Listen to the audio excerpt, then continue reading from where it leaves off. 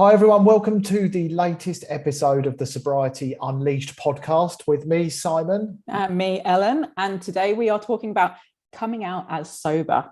And Simon, I know we've got quite different stories on this from where our stories. So first of all, tell us your story on coming out as sober. What did you do? First of all, I just love the fact that we refer to it as coming out. I know. I often wonder if that's like a slightly offensive thing, but it does feel like you're coming out as somebody completely different, doesn't it? When you come out as sober, because people know you as a drinker, and thinking of you as a different person it's uncomfortable sometimes. Yeah. And you're quite afraid. That's one fear that keeps a lot of people stuck, of what will people think of me when I come out as sober? Totally. Yeah. And my experience was, I suppose, reflective of my personality and my ADHD nature, where I just thought, I'm doing this, I'm going to tell everybody. And that was what I did. Within a couple of weeks of quitting drinking, I'd put it all over my personal social media accounts, told everybody that I'd discovered this amazing new life and I was never going to drink again. And it was really well received. There were a few people who were kind of scratching their heads, wondering, why would you give up alcohol? I just don't understand. But in the main, most people were really supportive. But in hindsight, I actually wouldn't recommend someone who's quit drinking to go putting it out there into the world like that at such an early stage, because I could have ended up having a setback and making a bit of a fool of myself and feeling quite deflated. That's what I was going to ask. Did you have any setbacks after that date, or were you like, this is it, I'm giving up, and you gave up and you were fine? No, that was the thing. I didn't have any setbacks, but I'd had a whole bunch of them in the run up. Lots of false starts, lots of over and over day ones, never even making it to day two. So in that respect, it's actually quite interesting that additional positive kind of pressure, I think it actually helped me and it worked for me. Because I wonder, did you stay accountable then? Did you feel more accountable because you'd come out and told everybody that this is what you were doing? Yeah, exactly. And I also felt kind of rebellious. I like going against what society tells us to do. And I felt quite proud that, I'm being different here. This is what not everyone does this thing. And that made me feel quite good and helped me with my own sort of momentum. And did you like come out to all family, friends and strangers? Was it like the thing in the, restaurants or meeting people like, I don't drink? Oh, everybody. I was in the local supermarket a few weeks after I'd quit, and there was a lady stood next to me and looking at the alcohol-free drinks. So that there I was proudly looking at, am I going to get Heineken Zero or Beck's Blue? And she was looking too. And I said, are you sober too? And she sort of looked at me with a bit of a sneer and said, no, I'm having a barbecue and I need to get some alcohol-free drinks. And off she went. Just telling everybody. Yeah, she probably thought I was some kind of nutter, but she wasn't wrong. So what about you?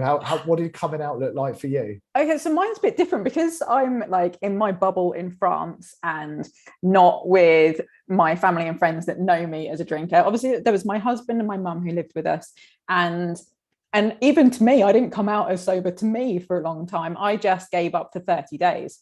And I had, like you, I had lots of false starts. I didn't even know that sobriety was my goal. I just was like, right, again, another 30 days of no drinking to lose weight, to feel better about myself. And I kept on thinking it was about diet. I didn't pinpoint it to alcohol.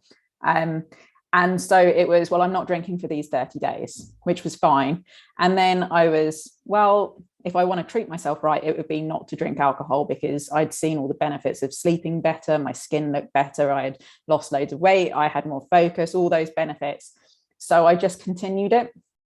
And my mum and my husband didn't really know what to make of it, because I just kept on turning down alcohol. And they were drinking, at that time, we were drinking every night. And it was, do you want to drink? No, thanks. I'm just going to see where this takes me. And it was about 5 months. And really, it was probably you that I'd seen your Be Sober group. And I was like, oh, yeah, I haven't come out on Facebook to anybody, or I haven't had any visitors over. So I hadn't had to explain myself to anybody. Then I started going to like parties. And actually, the first time I really came out as such was going to a first birthday party, and the host said to me, what would you like to drink? And I was like, I don't drink alcohol. So and he went, well, you can get your own drink then. And that was my first kind of interaction with people that I didn't know. And then I found loads of people at the party that were interested in it. Oh, why aren't you drinking? We've noticed the change in you. And then I kind of came out after about 9 months on Facebook of like, I found this life-changing thing and it's amazing and everybody should try it. And I know some of you will be horrified. And actually, it was my old drinking buddies that kind of got in touch. I'm like, that's amazing. They were the ones I thought would be horrified, but they were so supportive. And then, yeah, just as time's gone on, I'm sober and proud. And if people like, why don't you drink? I'm like, why would I drink? I love the person I've become through not drinking alcohol. Yeah, and you've just touched on something for me actually there as well. That was exactly my experience. After I had shared this, I had people messaging me who I hadn't heard from in years, saying, oh, how did you do it? I'm worried about my drinking. And of course, that continues to this day. People get, obviously that's what our work is now, but it was unbelievable how many people felt sort of touched by sharing something quite personal out in the big wide world. Yeah, and I think when it comes to not drinking, a lot of it you don't even have to discuss with people. People will start to see the change in you, and then they'll be like, what's happened? Why have you, like, how have you done this? And then when you can open up to people, I've got several friends who I knew as drinking buddies who's since given up alcohol just because they've seen the change in me. And they're like, we want some of that like magical elixir that you're having, which is actually like, I'm not touching it. That's the whole magic about it, which is great. But you do get some people who aren't so keen on it. Yeah, and I think the other thing to say is that, you know, anyone watching, we're doing this live on YouTube again, and we'll get to some of the comments in a second, is that you don't owe it to anybody to have to tell them. It needs to be done at a time that feels right for you. There's no pressure to come out on, 2 days after you've quit drinking or 2 years after you quit drinking. You don't owe it to anybody. And when people ask you, do you drink? No is a complete sentence. You don't need any explanation after that. You tend to get a feel for people as to how much you want to share with them. You get a feel whether people are going to be like, they're going to be combative about it, or whether they're just interested because quite possibly they're like, my drinking probably should, I should curb it. Or people are like, that's amazing, fantastic, tell me how you do it. And when you can read that energy and you can decide how much to share. Yeah, and I think it starts for most of the people that I do coaching with and in our groups, it starts with kind of, I don't want to use the term excuse, but I'm going to use it, but kind of having a reason or making an excuse. So like, I'm not drinking, I'm on a health kick, or I'm taking 30 days off, or I don't know. I'm not drinking right now. Like that is always, no, I'm not drinking right now. I'm driving. You can always come up with some kind of reason why you're not drinking right now. The only thing I think with that is people love to find a solution for you. Like, oh, I'm not drinking tonight because I'm getting up early in the morning. Oh, what are you doing? I'll give you a hand. And then you have to like go, actually, I just don't want to drink. But it takes a little bit of time to build the confidence to say that you're not drinking. Yeah, exactly. And I remember William Porter, who wrote Alcohol Explained, shared with me how his strategy early on in his journey was to say to people when they asked him, if he wanted an alcoholic drink or why didn't he have one, he just says, I don't drink. And then he changed the subject. What a lovely house you've got, just moved on to something people else. love talking about themselves, don't they? So when you talk, like, you can completely change the subject. And we had Melissa Urban on, Melissa Hartwig, and she used the same kind of the green, amber, red system for talking to people. You can get a feel for people of, oh, you'd like to share a bit more of your story. If somebody insists on you having a drink, you can kind of cut them off and say, oh, look, it's been nice to see you. Tell me a bit about yourself. And red is like, no, I don't drink, thanks. And really cut the conversation dead there. Yeah, completely dead. Exactly.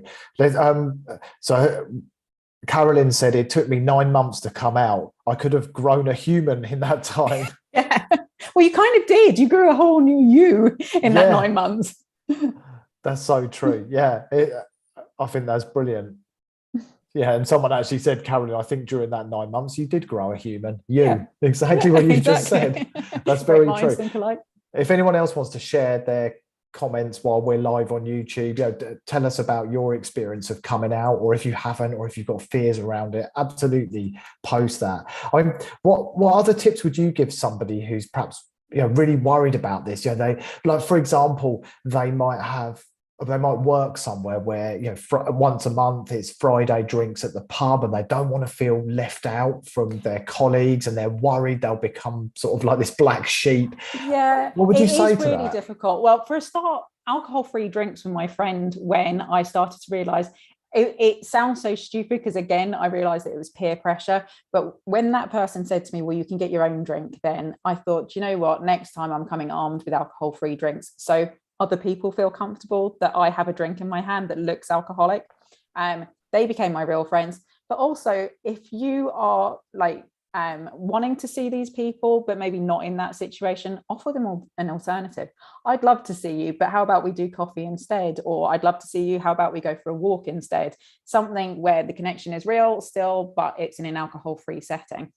Yeah, that's a really good answer, actually. And I think, just even in the wider context, as well as coming out, just think, that kind of self-care plan, is it doing yourself any good if you're putting yourself in an environment where there's booze flowing, it's potentially triggering, you might get caught off guard.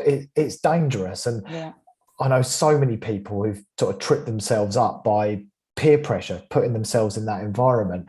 And I think the other thing to consider as well is the reason why we worry about coming out as sober. And I think that's linked to the perceived stigma of living an alcohol-free life, and a worry of what other people think of us. And how important is that? Yeah, especially with work colleagues, it seems. And personally, that was never something that crossed my mind, because as far as I was concerned, I was never a problem drinker. But I know that anybody that's kind of coming out feels that there is a real stigma attached, especially to the word sober, which I hate the word sober, because it when you look it up, it means that, like, grey and somber. Well, actually, it's the exact opposite of that.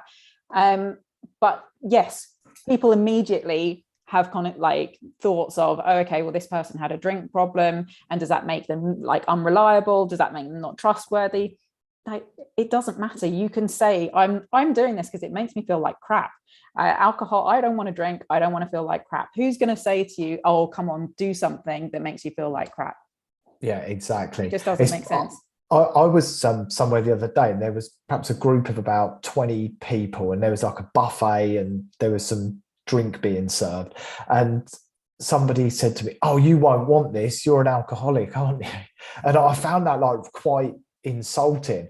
And my answer to it is always, no, I used to be an alcoholic, I don't drink anymore. And I still believe, like, how can you be an alcoholic if you're not drinking alcohol? It doesn't make sense to me. But which kind of shut the conversation down. But you do, and I don't think it was said with any sort of malice. It was more just a kind of ignorance around that term can be a bit offensive, I suppose. But you're right, that happens. And I think we need to expect on our own journeys some people who just don't get it. They might say things that can come across as a bit offensive or rude, but cutting them a bit of slack, because generally they don't get it. No, and I'm sure along with that comment, I'm sure you've had lots of other ignorant comments. I had one, and somebody offering me a glass of wine, and I'd gone around to collect a fridge from her, and at about 3:30 in the afternoon, and her saying, can I get you a drink? And I, no thanks. Would you like a gin and tonic? No thanks. Would you like a glass of wine? And I, no thanks. And she kept on offering, and in the end I said, actually, I don't drink. And her reaction was, oh, how boring. And I was like, no, I'm good, actually. I really enjoy not drinking. I don't feel deprived at all. But it does catch you off guard. So being prepared for how you're going to answer that and answer back is a good thing. Yeah, you've got to give it some thought before you take it into the big wide world, unlike me.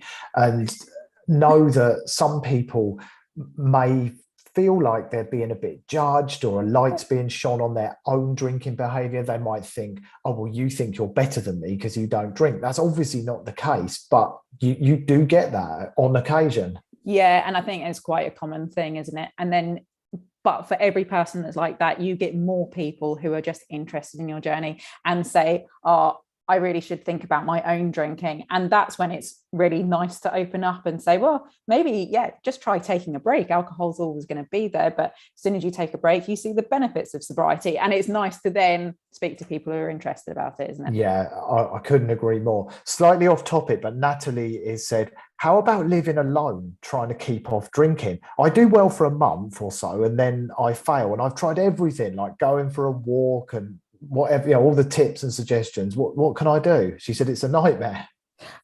Connection is everything, isn't it? Especially living alone. I don't know about you, but I deal with lots of people that drink out of loneliness, actually, especially during the pandemic. That was a huge thing. The Zoom groups that you and I both host, there's such a big sober community out there, and connecting with like-minded people is key to sobriety, I think. Yeah, one of the things that I've noticed around drinking, people who drink on their own, which actually was something that I would love that opportunity. You know, if my wife went out of the house, nothing better than sitting there with a wine box and just being isolated. And I always invite people to look at the feeling that's coming up, because very often if you sort of remove alcohol out of the equation and think, okay, so at the moment I've got an urge to be isolated, to be alone, and actually then alcohol is kind of taking the edge off and make sort of either amplifying or minimizing the feeling. It depends on whether you want to be isolated or whether you've got a feeling that you are isolated. But actually then I think when you realize that you're using alcohol to kind of either numb a particular feeling or enhance a particular feeling, then you can start getting to grips of as to how you're using alcohol to meet certain emotional needs. And like Ellen said, the opposite of addiction is connection. And generally, you know, when you've got that urge to isolate yourself, it's generally kind of an unhealthy behavior, and a behavior that's going to have negative consequences. And the opposite of it is indeed getting out and connecting. But I would recommend, as Ellen said, you know, joining sobriety groups, coming onto calls like this and listening to our podcast, getting involved, feeling like you're part of something greater than yourself, this big, amazing alcohol-free movement. Yeah. And just keep learning. You know, it doesn't happen first time for everybody. Just keep on that journey. Absolutely. And I think that's the difference between short stints of sobriety and long-term sobriety. It was one of the reasons I went into coaching, was I knew I wanted this lifestyle, but I wanted to come out as sober on a bigger platform because I wanted to be accountable to people. And I explained this to the group on Saturday, but everyone kind of saying, oh, you know, thank you for hosting the group. That keeps me accountable as well. I have people there that I am connecting with, and you know that I'm going through a really hard time at the moment, and the urge to isolate is real. The urge to stay in bed, put the covers over my head and not get up out of bed, it's real. But when I've made a commitment to people that I will meet them on a Saturday, I host a few different groups, then I get my ass out of bed and I meet them. And I always end up feeling much, much better. Energy is higher. They keep me like grounded and going just as much as I keep other people going.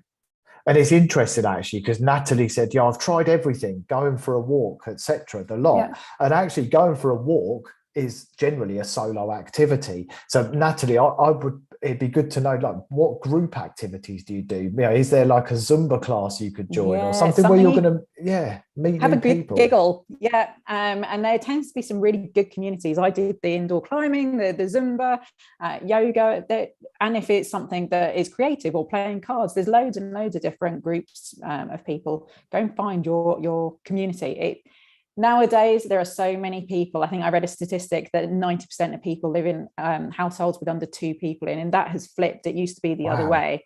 And so we are isolated, and especially after the pandemic, and for our mental health, it does us no good. We need to go and find our communities. With things like the lack of kind of religion, churches, there used to be that community, and now they're just diminishing by the minute. So go find your group. Yeah, that is so true. Yeah, it's really important to experiment and find the things that bring you joy and light you up. Where you do. I mean, I've got some things that I do. Like I've got my fitness class I go to. I've got a really nice community group near me. You know, and every time I go to those things, no matter what anxieties I take into it, I find that it sort of washes them away when I come out. And in fact, the opposite, putting yourself outside your comfort zone, it gives you a proper dopamine hit, doesn't it? Yeah, Like going in does. feeling anxious about something and then connecting with people. And even if you don't like that thing, that's progress. Go and try it. You don't know until you try it. Okay, I didn't like that. That's not for me. I'll move on and I'll find something else and another group that I do enjoy. Yeah, until you find the one that feels like it's like Cinderella trying on the slipper. It is. That's what it is. Natalie, you're Cinderella. Go get Go in that find a shoe slipper. shop. A few more comments. So Rachel said, I'm back in the fold. I just discovered the podcast last week and I really enjoyed it. Jake said he joined the Be Sober program on Monday. Your videos have been a game changer. Thank you for that. My sleep has been awful, but it improved last night. My biggest challenge is the weekend. Yeah, well, always, but just think how good you're going to feel after your first weekend. You know it's going to be difficult, but the feeling of getting that first weekend under your belt, there's nothing like it. Yeah, the big thing that helped me, I remember the first weekend that I didn't drink. I planned a load of stuff with my son. We went to the cinema. I think we went and watched an ice hockey game and might have gone bowling. And I just thought I just need to fill those evenings doing it with a different pattern to what I normally do. Distract. Yeah. And I knew the danger times. It was 7 p.m. till about 10 p.m. And I thought, well, if we're out at the cinema or if we're busy doing something, I'm going to get through it. And then before I knew it, it was Sunday morning. I felt about 10 foot tall because I was so proud of getting through the Friday and the Saturday. And then after that, the next ones they felt easier. Yeah, for sure. So, and the other thing to do as well, if you're obviously in the Be Sober program and the Facebook group, is to post in there on the days that you find it a challenge and know that you've kind of made a commitment to the community. People will reach out to you, they'll share with you, they'll support you. So I think using the group for what it's intended for, that connection is also important. Yeah, and I have a Saturday Zoom call as well. So come join us on the Zoom call. Anyone that's worried about turning up to the Zoom, because loads of people are like, oh, I didn't know what it would be like. So I've been kind of considering it for weeks or months, and now I'm here. I'm really glad I did. It is just a safe space, judgment-free, shame-free. You can share your successes, your struggles. You can get advice from people who are way down the road, or even people that haven't yet got to day one. Everybody has something to share and to inspire others with.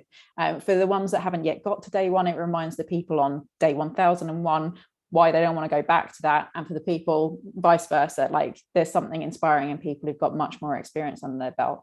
So do come along and try them. Yeah, they are very, very powerful. And I've known a lot of people where they have been the real catalyst for lasting change. If you're part of the program, you just need to look in the Facebook group and they're all listed under the events section. Lisa said, as soon as I made that decision to quit, I told all my family and friends that I'd quit. No one seemed to question me about it. In fact, they were really pleased and very supportive. And as far as the general public, I came out on my Facebook rather by accident, but everyone that responded to me was so supportive. Well, you do get those people as well. And I speak, my friend Kate as well has said that when she came out as not drinking, there were people that were like, oh, thank Christ. It was about time. There are people who kind of look from afar and go, okay, that makes complete sense that you needed to take a break from alcohol. But my thing is always still, I don't drink right now. I don't like to put that pressure on myself. I don't like to be up for judgment from anybody. Like, I'm choosing not to drink right now. I don't know what's going to happen in the future. I don't think that I will drink in the future, because being through what I've been through, I can't see that I would want to change that. But right now I'm not drinking. Yeah. And I think that's a good mindset around it all. I would say I'm the same. I mean, I have no intention of ever drinking again, but it's impossible to say. I haven't got a crystal ball. I know what my intention is. I remember when I told my mum that I'd stopped drinking, and she said to me, well, how much were you drinking? And I said, well, and I played it down a bit, like a bottle of wine a day. And, oh, Simon, you weren't, were you? And then I thought, I'm going to throw a bit of fuel on the fire. I said, sometimes it was 2. No, it wasn't, was it? Well, and then she said, well, you've done the right thing then. Absolutely. Well done, Mum. Yeah, she's quite an anxious individual. So the slightest sign that, oh, hang on, something's not right here, she's like panicking about it. Yeah, absolutely. And I mean, other people will have fear around the same as we have fear about quitting alcohol. Your family and friends will also have fear about you quitting alcohol. So it's interesting to talk through those with people. Like, what are you afraid of? Are you afraid that I'm going to change, or I'm not going to want to come out with you? Because that's not true. I still want to connect with you, and talk those through with people, but do it when you're both sober. Don't drink, do it when one of you have a drink and it's like, oh, I wish you'd still drink. You're no fun anymore. That's not when you want to do it. But they'll have that fear that, oh, you're not going to be any fun anymore. And it comes back to that question. I always ask what's at risk, and the person you're telling, let's say it's your partner, they might think, well, what does this mean for me? Exactly like you just said. And then there's the stuff they might feel uncomfortable about talking about. They might think, well, what does this mean for our sex life? A lot of people use alcohol to loosen up, to drop their inhibitions. And I think it really is important to communicate that, because often we think our partners are mind readers. We expect a certain level of support, but I can see how I'm just sort of putting myself in my wife's position and how it would have been if she'd quit when I was at the height of my drinking. I'd probably, whoa, hang on a minute, me. What does this mean for me? Absolutely. And your friends really are no different. Like, what does this mean for us? What does this mean for our relationship? Yeah. And if they are good friends, they will stick around. Your relationship will adapt. It will change. It won't be the same drinking relationship, but it will change for the better. Though some relationships you might find you lose, and you have to kind of look in hindsight, how good were those relationships? How deep were those relationships? Was it just when you were drinking, and were you ever connecting on any kind of level or not? Was it all superficial? You'll lose some of them. I did. I know for sure I did, but I'm glad I did. Yeah, but you don't really lose anything. No. If the whole relationship's just about alcohol and meaningless chat, then it's not the end of the world. You make so many meaningful friendships when you quit drinking, particularly with people in the alcohol-free community. It is crazy. I always think that if I put a post up on Facebook or Instagram, it's immediately the sober community, the friends that I've built through this, that will comment and say things that just, I've never had that connection with people, especially with women before. I always had male friends, never female friends, and now I have got this true sisterhood of people that I've connected with. That, which is brilliant. Jade said, I've told my family about coming off alcohol. That's a good way of putting it. I've come off alcohol. Tapering. Yeah, but I couldn't tell my mates, as I'd probably get laughed at. I definitely would not post it on social media. You will do. I think at some point you become sober and proud and stand up, and you just love it so much. Strangely enough, the men that I've spoken to are the ones that are more prone to peer pressure. The women tend to, slightly more sensitive and can understand why other women want to feel good. Men don't necessarily have that insight and will tend to take the piss a lot more. Yeah, and guys and women, can be a bit like kids, can be spiteful and mean at times. And, there would be nothing worse than being laughed at by 3 or 4 guys who think you're, less than because you don't drink, even though that's not the case. No. But I think, what you say, Ellen's right. There will come a time where either it will just become a natural thing where your friends will just realize that, oh, he doesn't drink anymore. And look at him, he looks 10 years younger and he's fitter, healthier, calmer, all the rest of it. And they'll wonder how you did it. Yeah, absolutely. And I think that is why connecting with other sober people is so important, because when you find people who love their sobriety and live their sobriety, then that shame dies. We're almost ashamed to start off with, oh yeah, I don't drink anymore, timid about it. But that feeling, that kind of empowerment grows and grows and grows. And especially when you're surrounded by other people who are living it. And then eventually you're sober and proud. I think you've called it liquid vegan, haven't you? How do you know a vegan? Don't worry, they'll tell you. It's the same about my sobriety. I'm I will tell the world. I want everybody to know this is the key to change. Yeah, and there's no shame in it whatsoever. No. Rachel said, my mum died 35 years ago and I numbed myself with alcohol. My dad died last week and I'm determined to fully experience my grief this time. Yeah, now I got experience of that. I lost my dad 23 years ago and drank my way through it. I was only 19 and thought that I dealt with it. It was only when I gave up alcohol I realized that I hadn't grieved for him. And you have that arrested development of feelings, and when you give up, you do start to feel all of these things, despite it being like a 20-year gap. And then I lost my nan last year, and it was a completely different process of grieving, being able to sit and hold space for my emotions, for my sadness, and for my grief. And with the kids, say like, no, I'm not okay today. This is what I'm going through, but I will be okay. And same from the end of my marriage. There's a process of grief going there and doing it all sober. And quitting drinking is like grieving. Exactly the same. And obviously, Rachel, things must be pretty raw for you at the moment. And, obviously sending you love. Sending love over as well. Yeah. But that alcohol stops you from grieving. I've worked with a lot of people where they've experienced a loss over the years. And when we really get into it, and we explore whether they've ever truly grieved it. Generally, they've just internalized it. We've numbed it.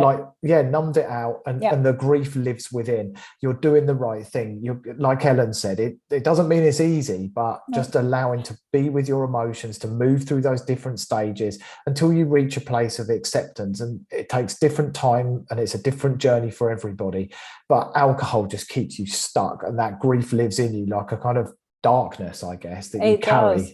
Yeah, absolutely. And just remember, you can do hard things. Like, grief is really hard. Losing someone you love is very, very hard, but you can do hard things and you can get through this. Yeah, totally. Another comment, I can't get past 2 days at the moment, and I'm so ill because of drinking, but it's the only thing that makes me feel better. All I have is a beer to make me feel happy, and then there's a sad face. Is it? I would question that. I would really question, is the beer really making you happy? Is it the only thing that makes you feel better? Yeah, and I mean, it is, I mean, it's almost a contradiction in the comment that, basically is saying, my life isn't very good at the moment. I'm ill. I'm not a happy person, but beer is the only thing that makes me happy. And actually, that is a false belief, a limiting belief that's holding you back. Have you ever tried 30 or 60 days without alcohol and measured how much happier you feel? I'm guessing possibly not.